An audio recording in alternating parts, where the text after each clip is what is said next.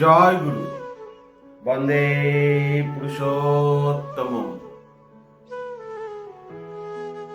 আমরা ঠাকুরের দয়ার কথা অনেক শুনেছি। আজকে অনেকের মনে একটা প্রশ্ন জাগে, যারা বদমাস, অন্যায় অত্যাচার করে, মন বলে কোনো জিনিস নাই, তারা কিন্তু সমাজে সুখে থাকে। আর ভক্তরা বেশিরভাগ সময় দুঃখে থাকে। এটা কেন?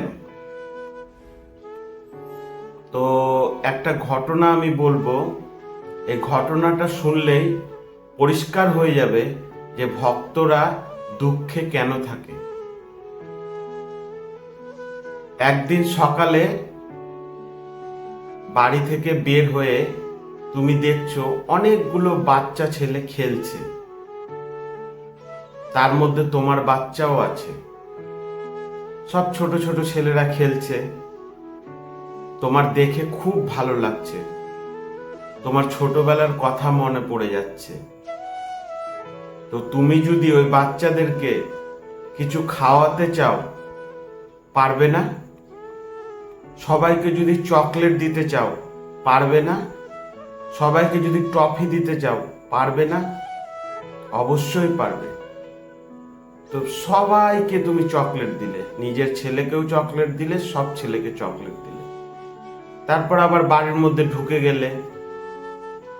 এবার বাচ্চারা খুব বদমাশি শুরু করেছে, খুব বদমাশি শুরু করেছে।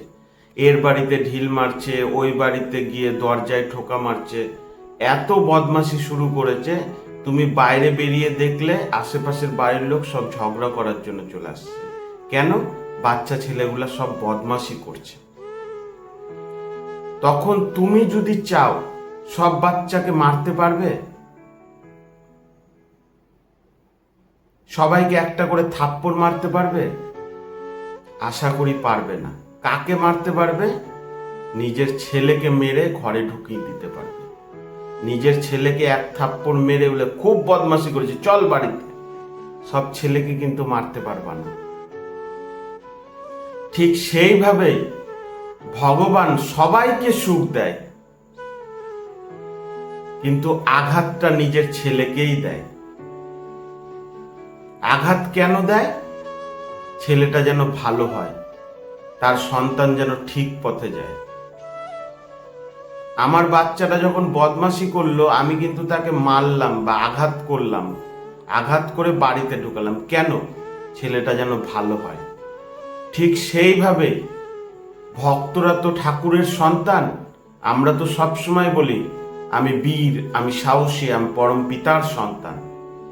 তো পরম পিতাও আমাদেরকে ওইভাবে আঘাত দেয়, যেন আমরা ভুল পথে না যাই। ভগবান সবাইকে সুখ দেয়, কিন্তু আঘাত সবসময় নিজের ছেলেকেই করে, কারণ ছেলে যেন ভুল পথে না যেতে পারে। একটা ভক্ত দাদা ছিল। দাদাটা রোজ সৎসঙ্গে যেত। সংসারে যতই কাজ থাকুক না কেন, সে নিয়মিত সৎসঙ্গ যেত। সংসারের কাজ সামাল দিয়ে তার স্ত্রীকে নিয়েও সৎসঙ্গে যেত। তার 4 বছরের একটা ছেলে ছিল, তাকে সবসময় ঠাকুরের বই পড়াতো, সত্যানুসরণ পড়াতো, আনন্দবাজার পত্রিকা পড়াতো। ছোট্ট ছেলেটার বয়স মাত্র 4 বছর। তাকে নিয়ে সৎসঙ্গেও যেত। সৎসঙ্গতে যখন ঠাকুরের আলোচনা হতো, তখন ওই ছোট্ট ছেলেটা তার বাবার পাশে শান্তভাবে বসে থাকতো, ঠাকুরের আলোচনা শুনতো। রোজ এসে বাড়িতে সত্যানুসরণ পড়তো, ঠাকুরের বই পড়তো। একদিন ছোট্ট ছেলেটা তার বাবাকে জিজ্ঞাসা করে, বাবা, একটা কথা বলবো? বাবা মৃদু হেসে বলে, হ্যাঁ বাবা, বলো। তখন বলে, বাবা, আমি রোজ সৎসঙ্গে যাই, ঠাকুরের বই পড়ি, সত্যানুসরণ পড়ি, কিন্তু ঠাকুরের গভীর কথা বা ঠাকুরের সম্বন্ধে যে কথাগুলো সৎসঙ্গে আলোচনা হয়, আমি কিছুই বুঝতে পারি না। বাড়িতে এসে আনন্দবাজার পত্রিকা পড়ি, সত্যানুসরণ পড়ি, কিন্তু ঠাকুরের কথা আমি বুঝতে পারি না। এতে কি ঠাকুর আমাকে ভালোবাসবে? ঠাকুরের দয়া কি আমি পাবো? তখন তার বাবা এই কথাটা শুনে খুব খুশি হয়, কারণ ওইটুক একটা ছেলের মনেও ঠাকুরকে নিয়ে কতটা ভালোবাসা, সে ঠাকুরের দয়া পাবে কিনা, ঠাকুরের দেখা পাবে কিনা, তাই সে বাবাকে প্রশ্ন করল। আমি সৎসঙ্গে যাই, ঠাকুরের কথা শুনি, কিন্তু আমি কিছু বুঝতে পারি না, ঠাকুর কি আমাকে দয়া করবে? তখন বাবা বলল, আজকে বাড়িতে চ, একটা কাজ দিব তোকে, কাজটা করতে পারবি? তখন ছেলেটা খুশি হয়ে বলল, হ্যাঁ বাবা, আমি কাজটা করতে পারবো। তখন বাড়িতে গিয়ে ঘর থেকে, চকির তলা থেকে একটা বাঁশের ঝুড়ি বার করলো। বাঁশের ঝুড়িটা নোংরা, অনেক দিন ধরে পড়ে আছে, ধুলা বালি ঝুল লেগে আছে। ওই বাঁশের ঝুড়িটা ছেলেকে দিয়ে বলল, বাবা, ওই যে দেখ পুকুর, ওই পুকুর থেকে এই ঝুড়িতে করে আমার জন্য জল নিয়ে আয়। তো ছেলেটা খুব খুশি হয়ে দৌড়াতে দৌড়াতে পুকুরে গেল। পুকুরে গিয়ে ঝুড়িটা ডুবিয়ে জল ভরে বাড়িতে দৌড়াতে দৌড়াতে আসলো, কিন্তু ওই বাঁশের ফাঁকা ঝুড়ি দিয়ে সব জল পড়তে পড়তে এক ফোঁটাও জল নাই। বাবাকে এসে বললো, বাবা, এই বাঁশের ঝুড়িটা যে দিয়েছো, এই ঝুড়ি দিয়ে সব জল তো পড়ে যাচ্ছে, জল তো থাকছে না। তখন তার বাবা বলল, আর একবার চেষ্টা কর। তখন ছেলেটা দৌড় মেরে গিয়ে আবার জল ভরলো, আবার নিয়ে আসলো, আবার পড়ে গেল। তখন বাবা বলল, আরো 3-4 বার চেষ্টা কর।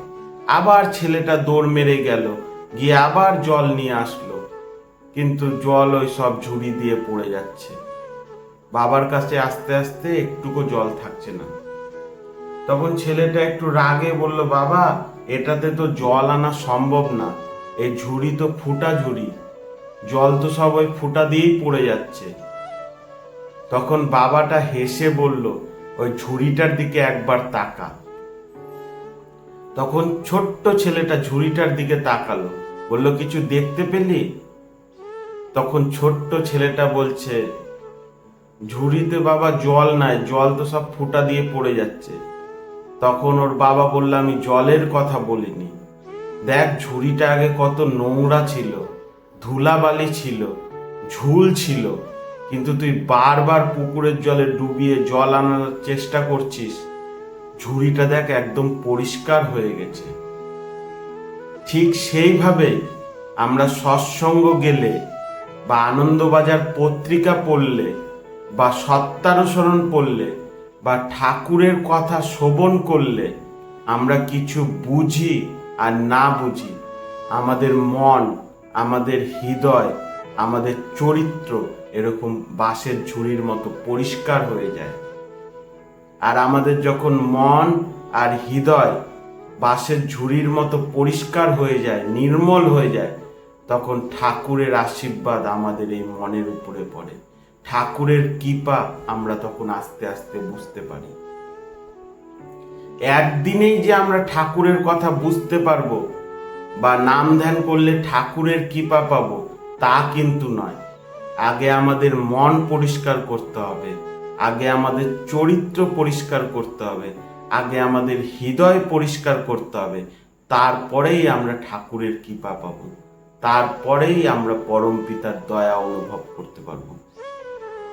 এই ছোট্ট একটা ঘটনা আমাদের জীবনে অনেক বড় শিক্ষা দেয়। আমরা 1 দিন 2 দিন 3 দিন 1 মাস 2 মাস ঠাকুরের নাম করেই বলে দিই, ঠাকুরের দয়া আমরা পাচ্ছি না, পরম পিতার কৃপা আমরা পাচ্ছি না। 1 দিন 2 দিন 1 মাস 2 মাস করলে হবে না, আমাদের লেগে থাকতে হবে। ওই যে বাঁশের ঝুড়িটা যেমন জলে ডুবাতে ডুবাতে পরিষ্কার হয়ে গেল, আমাদের হৃদয়কে পরিষ্কার করতে হবে, আমাদের মনকে পরিষ্কার করতে হবে, তারপরেই আমরা ঠাকুরের কৃপা পাব। তারপর থেকে ওই ছোট্ট ছেলেটার মনে যেন বিশাল একটা আনন্দ অনুভব হলো। তারপর থেকে বাবার সঙ্গে সৎসঙ্গে যেত, ঠাকুরের বই পড়তো, কিছু বুঝুক আর না বুঝুক, তার মনে একটা আনন্দ ছিল। ঠাকুর বা পরমপিতা কখনো দেখে না যে আমার ভক্তটা আমাকে বুঝছে কি বুঝছে না। ঠাকুর দেখে ভক্তি, শ্রদ্ধা, ধৈর্য।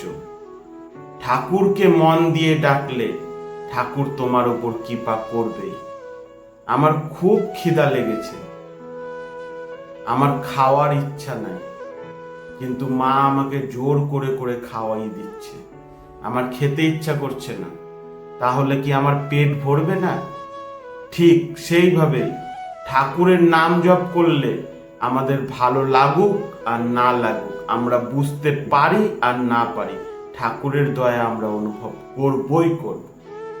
ঠিক সেইভাবে আমরা যদি আগুনে হাত দিই, আমি চাই আর না চাই, আমার হাত কিন্তু পুড়ে যাবে। ঠিক সেইভাবে ঠাকুরের সৎসঙ্গ গেলে, নাম জপ করলে, সত্যানুসরণ পাঠ করলে, 2 বেলা প্রার্থনা করলে আমরা ঠাকুরের কৃপা চাই আর না চাই, ঠাকুর আমাদের উপর কৃপা করবেই করবে। পরম পিতার দয়া অসীম, পরম পিতার দয়ার কোনো লিমিট থাকে না, আনলিমিটেড। এটা কোনো দয়ার কোনো লিমিট থাকে না, আনলিমিটেড। আমরা সব সময় ঠাকুরকে ডাকবো, 2 বেলা প্রার্থনা করব। কোনোদিন যদি অফিসের কাজে বা বাইরে কোথাও আটকা পড়ে যাও, হয়তো প্রার্থনা করা হচ্ছে না, মোবাইলে ঠাকুরের প্রার্থনা চালিয়ে পাশে রেখে দাও আর ঠাকুরের প্রার্থনাটা শোনো, তাতেও অনেক কাজ দিবে। ওই যে একবার ঠাকুরের সামনে অনেক ভক্তরা বসে আছে, বলছে ঠাকুর ইষ্টিভীতি তো ব্রহ্ম মুহূর্তে করতে হয়, এক একজন তো 9টা 10টায় করে, 11টা 12টার সময় ইষ্টিভীতি করে। এক একজন তো চায়ের কাপ নিয়ে তার বউ বা তার স্ত্রী দাঁড়িয়ে থাকে, সেই ইষ্টিভীতি করেই চায়ের কাপে মুখ দেয়। এটা কি ঠিক? ঠাকুরকেও অনেক গুরু ভাই প্রশ্ন করে, তখন ঠাকুর এক এক করে সবাইকে বলে ব্রহ্ম মুহূর্তে ইষ্টিভীতি করার নিয়ম। অনেকে 10টায় করে, অনেকে 11টায় করে, অনেকে 12টায় করে, ঘুম থেকে উঠে উঠে। তো এটা কি ঠিক? তখন গুরু ভাইরা বলে না, এটা একদম ঠিক না। ব্রহ্ম মুহূর্তে ইষ্টিভীতি করার নিয়ম, সে কেন 11টায় করবে, সে কেন 12টায় করবে? তখন ঠিক সেই টাইমে শ্রী শ্রী দাদা এসে ঠাকুরকে প্রণাম নিবেদন করে। তখন ঠাকুর শ্রী শ্রী দাদাকে বলে ইষ্টিভীতি তো ব্রহ্ম মুহূর্তে করা উচিত, অনেকে 9টায় করে, অনেকে 11টায় করে, অনেকে 12টায় করে, এটা কি ঠিক? তখন শ্রী শ্রী দাদা বলে আগে না করার থেকে ভালো। কত সুন্দর কথা! ঠাকুরের নাম ডাক করলে এরকমই পজিটিভ উত্তর পাওয়া যায়। ঠাকুরের নাম ডাক করলে তোমার প্রতিটা বাক্য সবার হৃদয়ে গিয়ে লাগবে। ঠাকুরকে ভালোবাসলে, শ্রদ্ধা করলে তোমার প্রতিটা কথা সবার মাঝখানে একটা পাওয়ার সৃষ্টি করবে। সব ভক্তরা একে একে বললো না এটা ঠিক না, অনেকে বলল ব্রহ্ম মুহূর্তে ইষ্টিভীতি করার নিয়ম। কেন? ইষ্টিভীতি কি কোনো ইয়ার্কির জিনিস নাকি? কিন্তু শ্রী শ্রী দাদা ওই নেগেটিভ কথার মধ্যেও বলল আগে না করার থেকেও ভালো। তো ঠাকুরকে ডাকতে গেলে অনেক সময় আমাদের জীবন অনেক বড়, আমরা হয়তো প্রতিদিন সময় পাবো না, হয়তো অফিসে আছো, বস সামনে আছে, জোরে জোরে প্রার্থনা করতে পারবে না, পকেটের মধ্যে একটু ঠাকুরের প্রার্থনাটা চালিয়ে দিবে, ওই যে হালকা হালকা করে কানে আসবে, ভিতরে বীজ নাম হবে, ওটাই অনেক কাজে দিবে, না করার থেকে অনেক ভালো। ঠাকুরকে ডাকলে তোমার সব ইচ্ছা পূরণ হবে।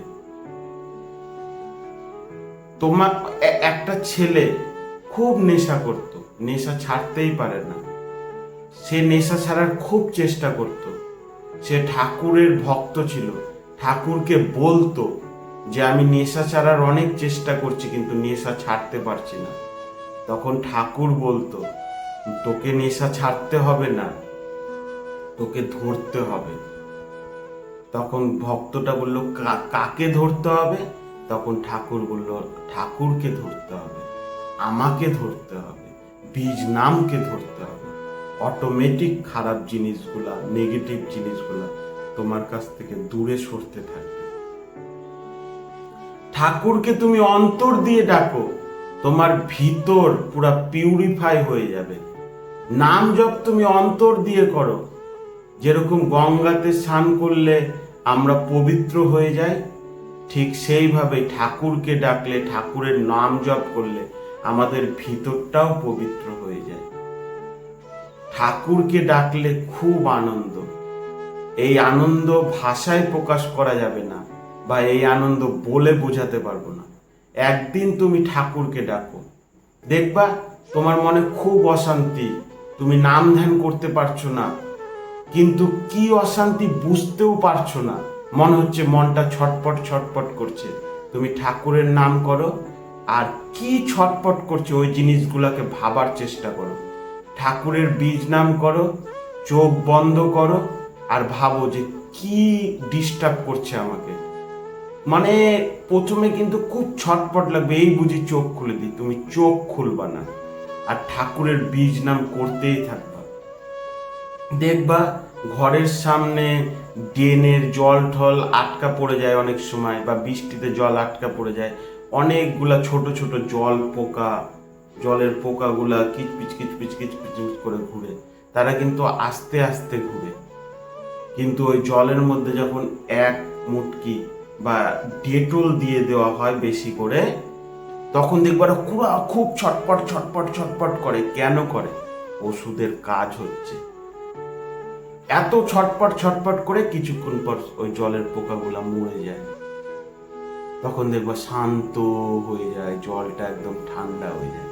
ঠিক আমাদের ভিতরেও যে পোকা আছে ওটা ছটপট ছটপট করতে থাকে, কিন্তু ওই টাইমে ডেটল যেরকম আমরা ঢেলে দিই, ঠিক আমাদের ভিতরে সেরকম নামের ডেটল ঢেলে দিতে হবে।